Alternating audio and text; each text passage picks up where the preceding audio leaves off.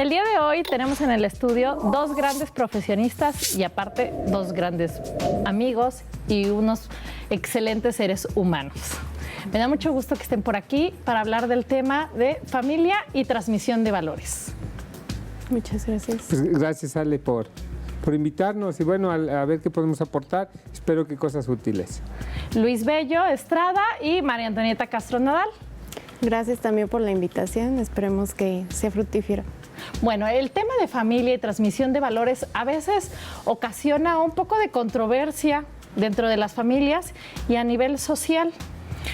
Hoy en el día queremos darle un poquito a nuestro auditorio la forma en la que nosotros la hemos puesto en marcha, cómo la llevamos ustedes desde el ámbito profesional, pero también en el ámbito profesional.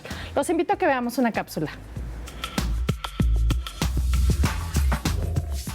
La confianza.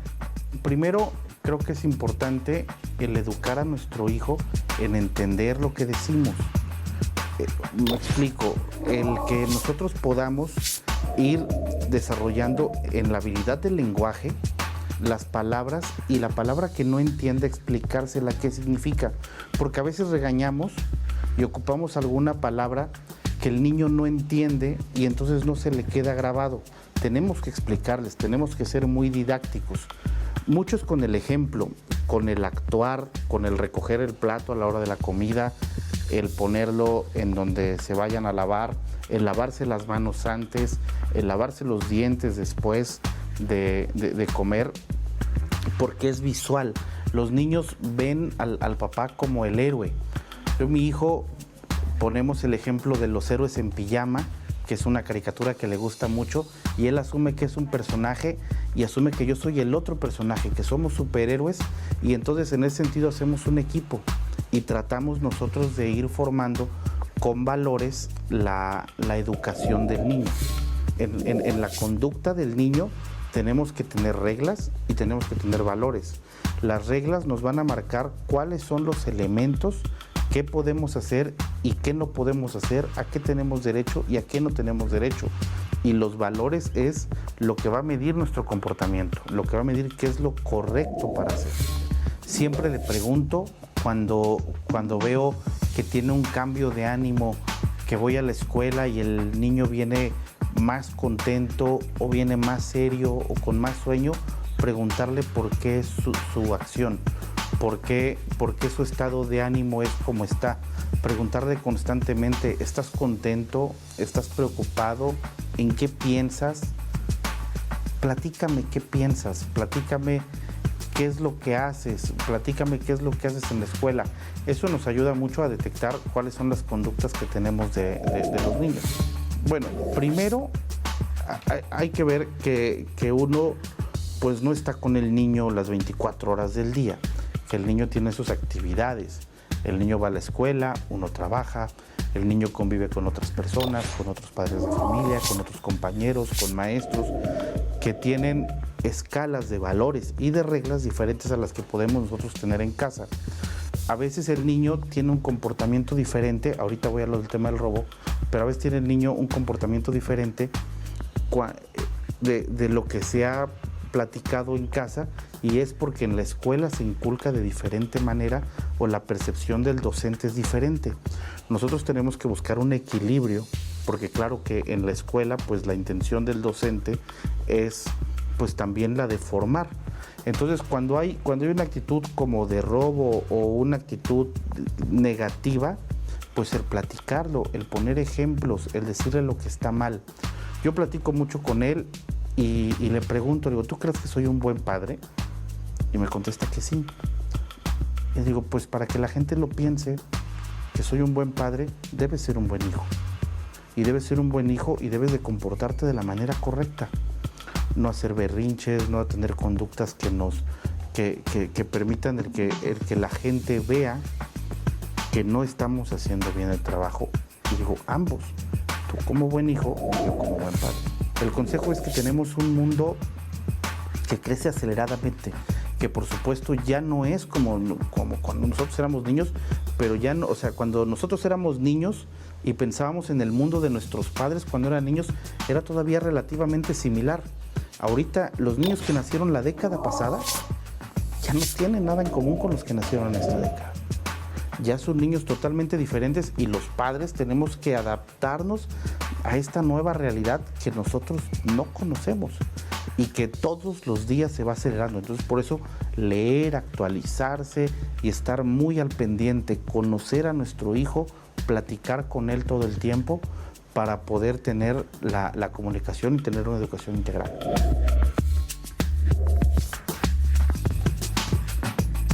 Cada padre traemos nuestra forma de transmitir estos valores dentro de la familia y como profesionistas de la educación lo hacemos sin querer queriendo o con propósitos muy determinados. Ustedes como padres, como profesionistas, ¿cómo han hecho este uso y manejo de esa transmisión de valores lo más pura, podríamos decir, para que se integre nuestro pequeño, nuestro alumno, con la persona que estamos tratando a la sociedad? Bueno, como madre, obviamente te enfrentas a muchos retos. Uno de ellos es precisamente educar y forjar valores en nuestros hijos. Es muy complejo también porque ya se exponen a muchos ámbitos, uno de ellos la tecnología, el ámbito escolar, el ámbito social, y eso también a veces no contribuye mucho a lo que nosotros queremos. Pero simplemente, como ya lo vimos en la cápsula, es muy importante predicar con el ejemplo y para forjar valores en nuestros hijos y que ellos a la vez lo reflejen posteriormente como ciudadanos y como padres. ¿Cómo lo has vivido, Luis? Bueno, yo creo que tenemos que tengo que empezar a decir ¿Sí? que como padre y con unos hijos adolescentes no voy a poder hablar de lo que se trata de ellos con relación a sus valores a esta edad, porque no nos alcanza un programa. Es otra historia muy diferente el adolescente sí, claro, al niño anterior. Entonces, si no tienen inconveniente, voy a hablar un poco más bien de la parte profesional, sí, de claro, la parte de los valores, un poco como estudioso de filosofía y ética. El primer asunto en el que nos tendríamos que estar metiendo es en la idea de que los valores se manejan muy genéricamente. Valores, todo lo que es valioso para alguien. Así, para algunas sociedades lo valioso es usar un burka y no excitar o incitar a los hombres. Y entonces ese tipo de valores no van tanto con otros valores que tenemos más en Occidente. Y en ese sentido, algunos tipos de valores de Occidente tienen que ver más bien con un tipo de valor que llamamos valores humanos y que son precisamente los que se enseñan en las escuelas y que no necesariamente se enseñan en el hogar. Entonces, lo interesante aquí es ver cuáles son estos valores. Creo que el valor fundamental, diríamos, en los elementos más simples es la comunicación. Sí, hay grandes autores que tienen una teoría que se llama teoría de la acción comunicativa, donde cuando hay un gran poder y hay un pequeño poder, es muy difícil relacionarse, como lo que sucede entre padres e hijos. Pero cuando hay la acción comunicativa, es que ya estamos logrando entrar a ese mundo. Ya se puede fluir mejor. Ya hay la posibilidad, como lo decía el comentarista inicial, de saber qué está pensando el otro, qué pienso yo, y tratar de llegar a algunos acuerdos, a algunos procesos, a que el padre sepa por dónde anda su hijo y pueda apoyarlo, y también el hijo pueda apoyar a su padre. Cuando mi hijo era más chico, yo caminaba con él por la explanada de la Normal y lo tomaba de la mano, y de pronto creía yo que él me estaba dando seguridad, pero al revés. Yo me sentía muy seguro con mi hijo porque él me hacía un traslado al futuro. Es decir, hay una serie de valores que normalmente no asumimos los padres, pero hay mucha cercanía, mucha importancia en este contacto, en esta comunicación, que sería uno de los primeros valores humanos al que yo apelaría. Y bueno, más adelante comento, porque yo de que agarro el micrófono ya no dejo de hablar. Eso está perfecto. Como buen profesor. Pero es real que ese convivir, esa parte parte estrecha que tenemos con nuestros pequeños, pues nos lleva más a tener esta confianza y a poder ir encauzando de una forma correcta a la cuestión de asumir estos valores. Las edades son importantísimas, Luis, que acabas de mencionar, sí es cierto. Cuando están pequeños yo creo que tenemos una táctica, una forma, con este ejemplo que pusiste, de transmitir valores hasta de manera inconsciente, y ellos lo ven como algo tan grande, como algo tan espectacular, como lo que también quisieran ellos ser. Eres una figura y lo estás demostrando de que eres una persona responsable, trabajadora, que estás en un ámbito laboral seguro y que se lo estás brindando a él y para él. ¿Qué tanto quizás se vive la transición en esta etapa, que creo que la que pones de manera primaria, cuando en sus primeros años de vida, pues van a ser básicos para todo lo demás que viene? Así es. Definitivamente, yo creo que cuando tienes establecida una buena comunicación con los hijos desde un inicio, cuando hay esa empatía que ya mencionaba Luis, lo demás realmente se da por añadidura, ¿no? A pesar de que sea una etapa difícil la adolescencia, si comienzas con unos buenos cimientos en la infancia, yo creo que lo puedes lograr adolescentes con esa cercanía y esa seguridad. Y habrá esos roces seguramente, habrá ese, lo decíamos fuera de cámaras ahorita, que quizás es una negociación a veces en la que entramos, también hasta para la transmisión de valores. Claro. Así es. Pero bueno, finalmente queremos como padres inculcarlos. ¿Cómo lo hacemos? Sí, mira, esto es muy interesante. Entre los muchos errores que cometemos las personas es en confundir la palabra educación con la palabra formación. La formación son un mundo de acciones y oportunidades. Entre las formas de hacer formación está precisamente la educación, pero también está el adoctrinamiento, la dogmatización. En las casas normalmente se procura más un adoctrinamiento, una dogmatización, una domesticación. La palabra domesticar viene de domus, casa, cuidar la casa en la que están los chicos. Entonces los enseñamos a tener ciertos temores. Normalmente en nuestra sociedad el temor a Dios es algo que fluye. Contrario a lo que se hace en las escuelas. En las escuelas se les enseña autonomía, a emanciparse, a ser más autónomos y libres. Entonces tenemos dos modelos importantes de formación.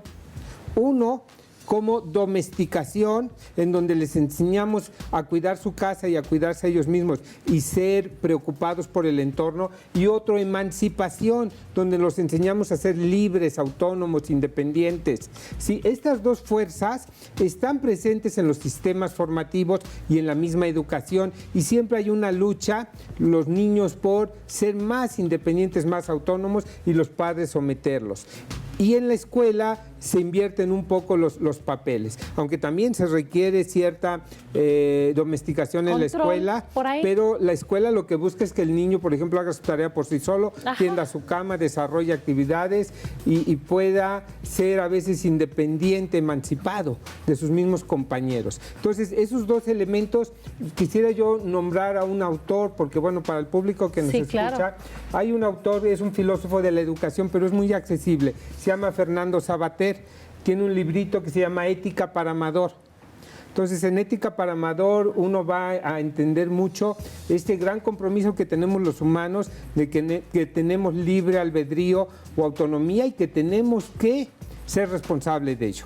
Y lograr ese equilibrio del cual tú dices que a veces en casa se busca se pretenden algunas actividades, algunas conductas y en escuela otras.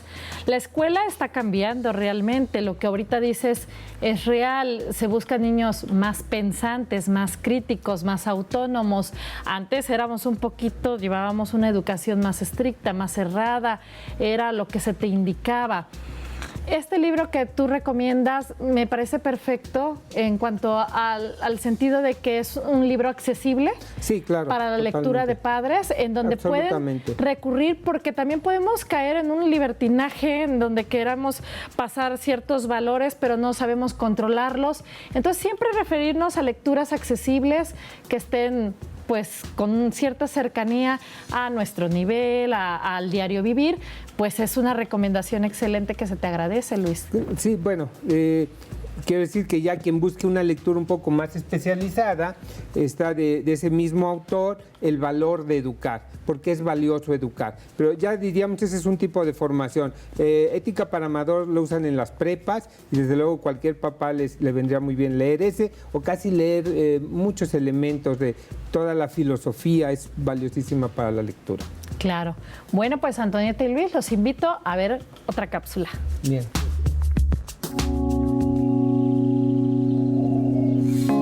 Inculcar valores a los menores es una tarea que debería hacerse de manera divertida, fácil, sin imposiciones. Por eso, a través de juegos y dinámicas se pueden fomentar estos valores y hacerlo de una forma más divertida y cercana, y probablemente nuestros hijos participen de manera más atractiva, receptiva, pero sobre todo, nada de resistencia a la adquisición de los valores que tengamos como familia. A través del ejemplo, y solo por este medio, ellos podrán ir conformando su moral.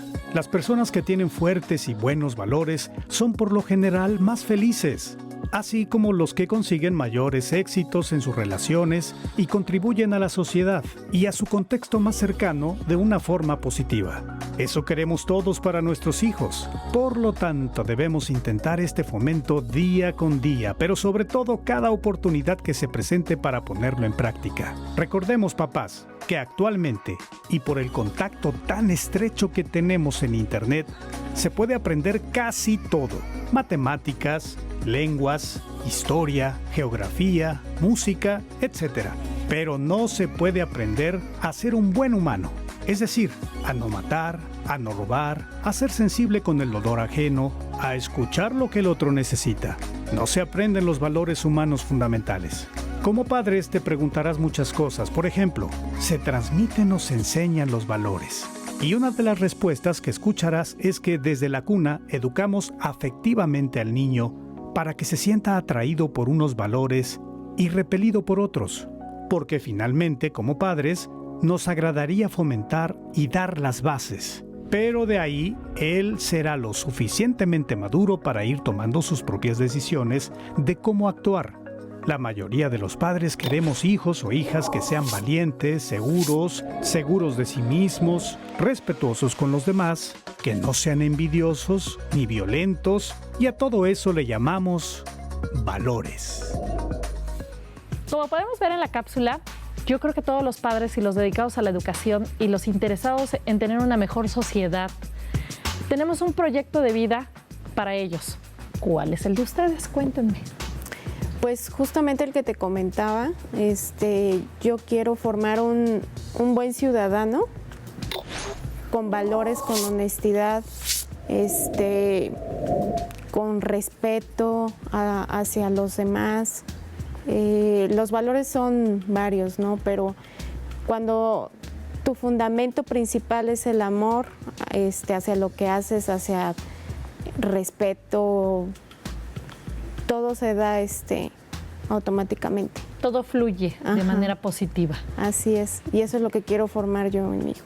Una buena persona del mañana para que él también posteriormente lo haga. Bueno, las madres siempre nos vamos mucho por el corazón, mucho por cuestiones emocionales. Bueno, y a veces es en donde no debemos de perdernos un poco, es hasta dónde, porque hace ratito lo platicábamos, también se da una emancipación de parte del otro lado. Que es sustantiva. Y tenemos que también tener un control por ahí.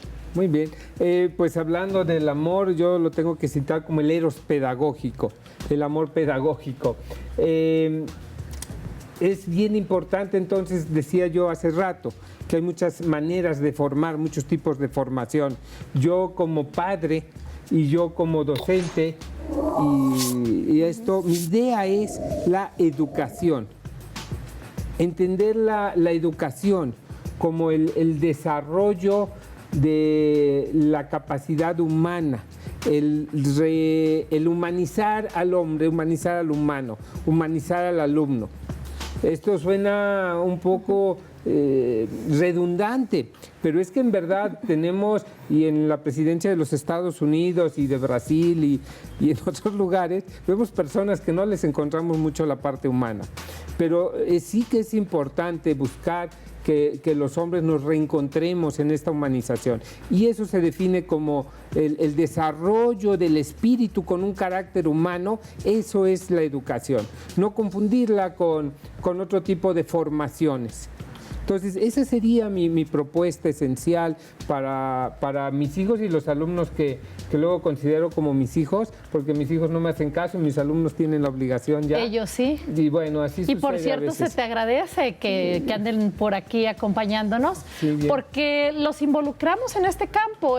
Son futuros profesionistas de la Maestros educación, sí, maestros, y qué bueno que tengas ese interés, Luis, de transmitir. Ahí estás transmitiendo. Y me pagan, efectivamente, además, sí, por eso. te pagan.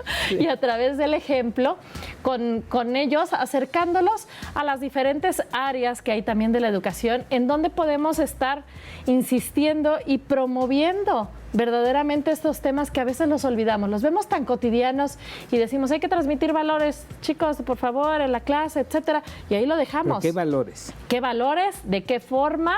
¿Qué áreas, qué oportunidades tienen también para seguir adelante, para seguir moviendo este interés a la sociedad? Porque lo que tú decías hace un momento de que estamos perdiendo, y esa humanización es real y lo vemos día con día con situaciones que vamos viviendo, y obviamente que a lo que más quieres en esta vida, que son los hijos, y cuando eres docente, tus alumnos forman parte de tu vida en el diario vivir, que también los quieres librar de todo esto. Sí, Antonieta, pues se les agradece a ustedes su presencia. Gracias. Realmente creo que es un tema de mucho interés para los papás, que siempre nos causa un poco de inquietud, pero no abordamos. No nos sentamos en una mesa a platicarlo. ¿Cómo podemos hacer para motivarlos también? Es importantísimo la literatura. La literatura es muy valiosa. Leer es básico. Sí, sobre todo los clásicos y los premios Nobel. Yo recomendaría que en literatura todo padre leyendo va a ser mucho mejor padre. Así es. Siempre dicen que no hay una escuela, Antonieta y Luis, para ser padres. En efecto. ¿Quién nos va a decir estás haciéndolo bien? ¿Quién nos va a dar esa tranquilidad de decir lo estás haciendo mal? ¿Quién te va a juzgar cuando no saben ni siquiera qué vida, qué tipo de situaciones estás viviendo?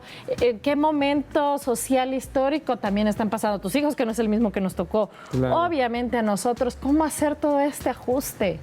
Bueno, en una sociedad de guerra se forman los niños para la guerra, en una sociedad de paz para el pacifismo.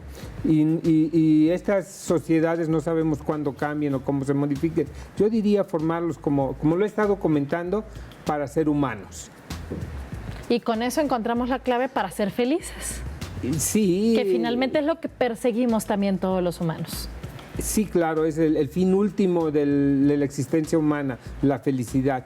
Y efectivamente es la manera, yo diría, más congruente para ser felices, ser humanos y hacer humanos a los que están a nuestro alrededor. Y este sentir con lo que hacemos y ejercemos, María Antonieta, yo creo que es bien importante porque a veces nos transmiten un valor que nosotros no queremos adoptar, lo que hace ratito decías, Luis. Ese juego ya de que el niño te dice, a ver, por ahí no. O sea, yo tengo el derecho y la capacidad Claro. de decidir. Es muy tu valor, pero ya no lo adopto tanto como mío. Pero está dentro de un parámetro aceptable en donde quizás podrías tú acceder. Es lo valioso de la comunicación entonces, ¿no? ¿Cuáles son mis razones, mis argumentos para decir esto que yo quiero que tú hagas es bueno por esto, esto y esto? Y el niño nos va a dar, o el hijo o el alumno, sus razones. Y si entramos en ese nivel de diálogo igualitario, seguro construimos un mejor entendimiento entre ambos. Y el padre aprenderá del hijo inclusive los maestros aprendemos de los alumnos todo el tiempo. Que si tenemos pequeños, grandes maestros en casa y en escuela. Uy, que si no. No, y definitivamente el contexto que ellos viven es muy diferente al de nosotros, ¿no? Y también hay que irnos adaptando, yo creo, Así es. ya, porque a veces nos quedamos con esas ideas de Sí, que por tiene que supuesto. ser lo que nosotros vivimos y ellos ya andan en otra cosa. Además, Y pero los valores no cambian, o sea, hay que adaptar los valores a su contexto. Y yo lo veo también en el ámbito profesional en el que yo me desenvuelvo, porque mi perfil no es educativo. Ajá. Pues nos damos cuenta cómo se ha ido desintegrando el tejido social, cuánta violencia hay, y todo eso se deriva de esto justamente, ¿no? De esa fabulosa transmisión de valores en así familia. es. Pues les agradezco su asistencia, les agradezco a los chicos de La Normal el acompañado por aquí, el estar en cámaras Gracias. con su maestro y que está haciendo una perfecta transmisión de valores, definitivamente. No sé, pero bueno, se intenta. Y esperamos verlos en la siguiente transmisión del programa Creciendo Juntos. Un gusto estar con ustedes. Hasta pronto.